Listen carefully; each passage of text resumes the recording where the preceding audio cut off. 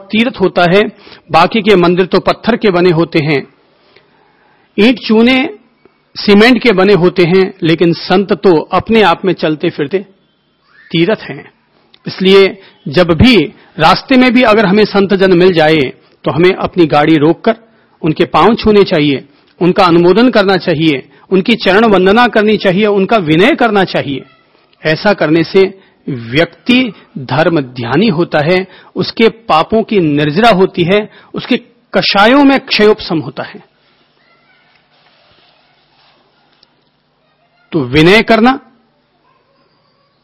यह भी धर्म ध्यान का लक्षण है कि व्यक्ति साधु जनों का विनय करता है। साधु जन अर्थात केवल वे नहीं जिन्होंने साधु का बाना पहन रखा है, वे हर व्यक्ति साधु हैं जिनका स्वभाव साधु है, जो अच्छे स्वभाव के हैं वे भी साधु हैं। सज्जन पुरुष भी साधु होते हैं। तो अगर खास तौर पर जो बाहर और भीतर दोनों तरफ से जो साधु हो चुके हैं, हमें उनकी चरण वंदना करनी चाहिए।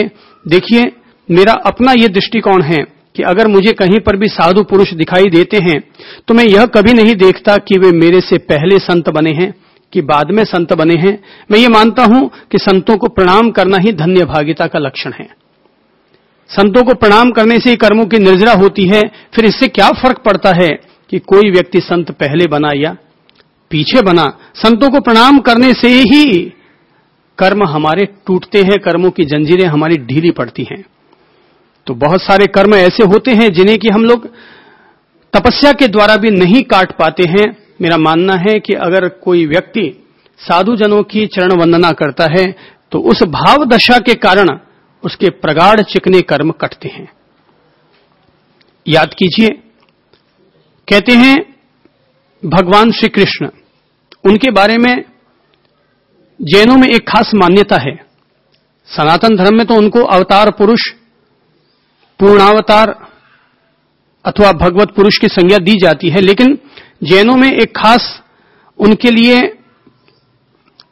मान्यता है कि भगवान श्री कृष्ण जैनियों के आने वाले जो 24 तीर्थंकर होंगे उनमें वे भी एक तीर्थंकर बनेंगे। प्रश्न है कि यह तीर्थंकरत्व उनको प्राप्त कैसे हुआ। तीर्थंकर बनेंगे तो ऐसी कौन सी उन्होंने चीज की थी, ऐसी कौन सी क्रिया की थी कि जिसके वजह से वे तीर्थंकर बनेंगे। तो कहते हैं उनके मन में एक बार यह भावना पैदा हुई थी कि मैं भगवान श्री नेमिनाथ के जितने भी शिष्य हैं, जो भी हजारों हजार की उनकी संख्या रही है, मैं उन सभी साधु पुरुषों की आज चरण वंदना करूं और विधि सहित वंदना करूं। तो बताते हैं कि उन्होंने पूरा दिन पूरी रात साधु पुरुषों को विधि सहित वंदन करने में ही संपन्न की। तो बताते हैं उनकी इस विधि के कारण, उनकी इस भाव दशा के कारण उनको तीर्थंकरत्व प्राप्त हुआ, तीर्थंकर गोत्र उनको उपार्जित हुआ। और तो छोड़ो, आप सब लोगों ने सुन रखा है भगवान श्री ऋषभदेव की घटना। बाहुबली और भगवान ऋषभदेव के यहां पर उनके पूर्व प्रवर्जित छोटे भाई 98 भाई उनके प्रवर्जित थे बाहुबली जी के, लेकिन वो ये सोचकर भगवान ऋषभदेव के पास नहीं गए कि अगर मैं वहां जाऊंगा तो मुझे अपने से पूर्व संन्यस्त, पूर्व प्रवर्जित छोटे भाइयों को वंदना करनी पड़ेगी, मुझे झुकना पड़ेगा। बस इस मनोदशा के चलते, इस मनोग्रंथि के चलते वो भगवान ऋषभदेव के सानिध्य में नहीं जाते। आखिर ब्राह्मी और सुंदरी उनकी दो बहनें, वे भगवान ऋषभदेव से पूछते हैं कि भगवान इतनी घोर तपस्या के बावजूद, इतनी घोर साधना के बावजूद वो क्या कारण है कि बाहुबली जी को परम ज्ञान, आत्मज्ञान, संबोधि लाभ प्राप्त नहीं हो पा रहे हैं। भगवान ऋषभदेव कहते हैं अहंकार की ग्रंथि ही उसके परम कल्याण में बाधक बन रही है। और तब ब्राह्मी और सुंदरी बाहुबली जी के पास आते हैं और वीणा की स्वर लहरियों के साथ गुनगुनाते हैं कि बीरा मारा गज थकी उतरो, गज चढ़िया केवल न होई रे।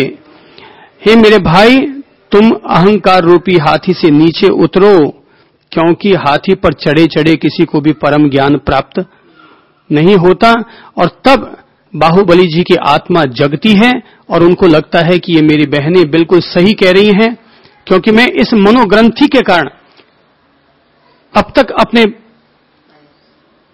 पिता के पास न जा पाया वंदना करने के लिए, कि वहां जाने से मुझे मेरे से पूर्व संन्यस्त मुनियों को, छोटे भाइयों को वंदना करनी पड़ेगी।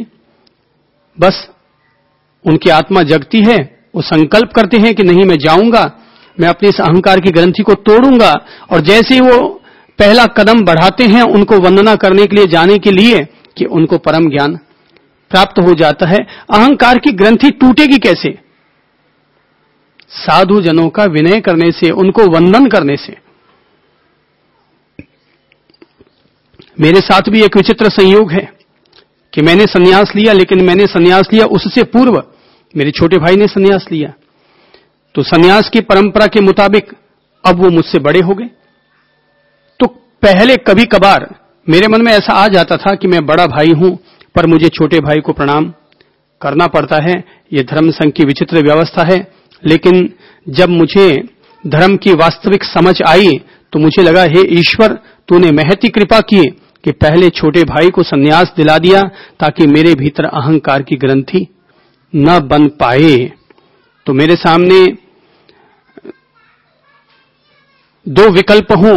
एक विकल्प तो यह है कि किसी पत्थर की मूर्ति को प्रणाम करना हो, और दूसरा विकल्प हो कि मुझे किसी संत को प्रणाम करना हो। तो मैं दिल से किसको पहले प्रणाम करना पसंद करूंगा?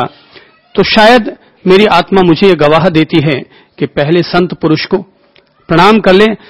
जिस स्वरूप को तुम पत्थर की मूर्ति में स्थापित करके प्रणाम करोगे, क्यों न वही स्वरूप तुम संत में स्थापित करके प्रणाम कर लो, क्योंकि संत तो स्वयं ही चलता फिरता मंदिर होता है, जीवित मंदिर है। महावीर क्या थे? भगवान महावीर क्या थे? संत थे।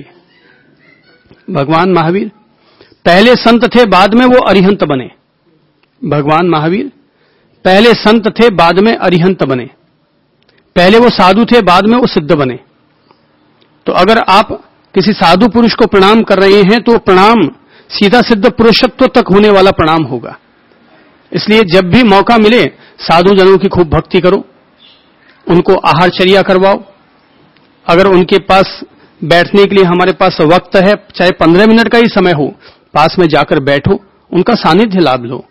वे अगर बोलें तो भी ठीक, न बोलें तो भी ठीक, उनके परमाणु, उनके दिव्य परमाणु खुद काम करते हैं और वो हमारे अंतर मन के रूपांतरण में महती भूमिका अदा करेंगे।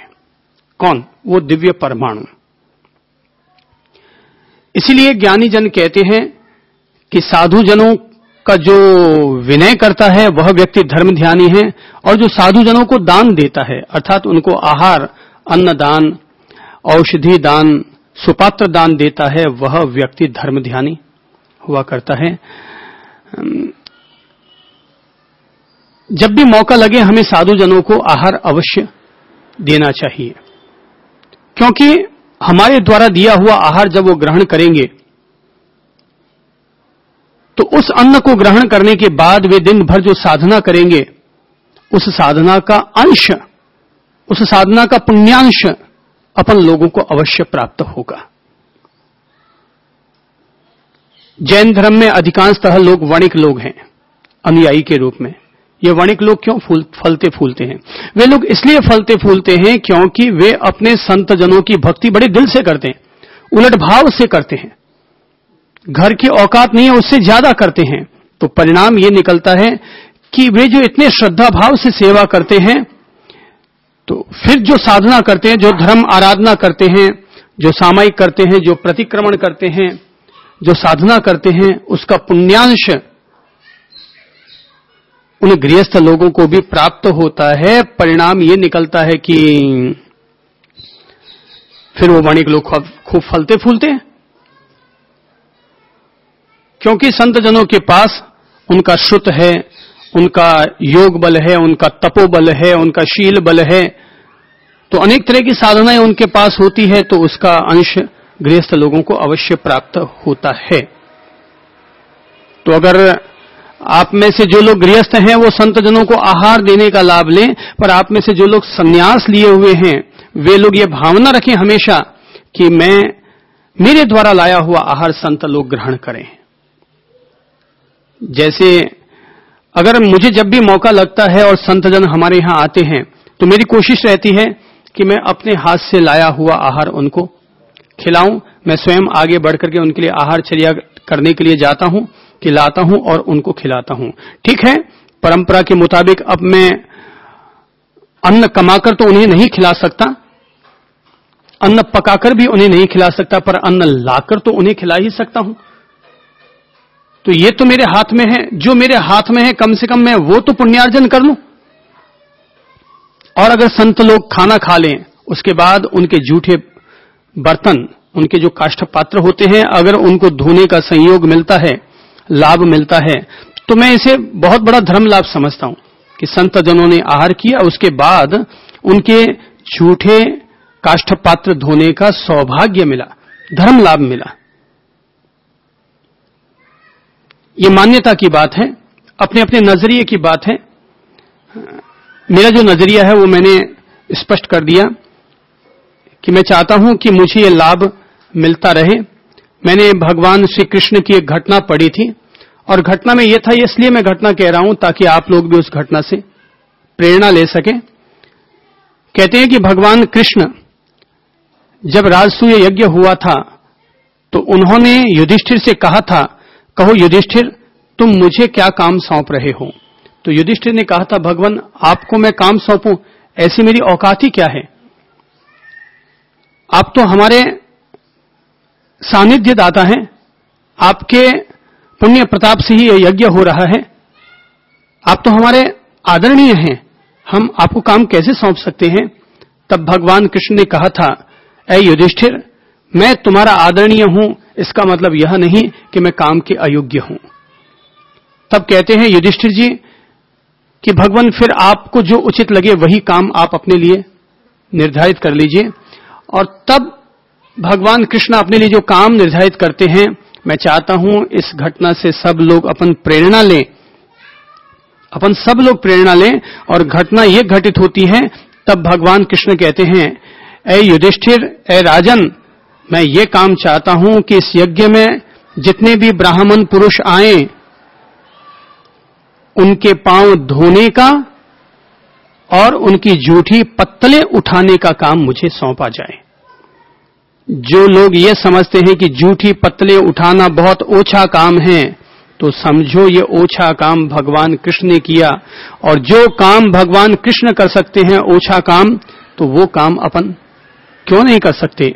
हकीकत ये है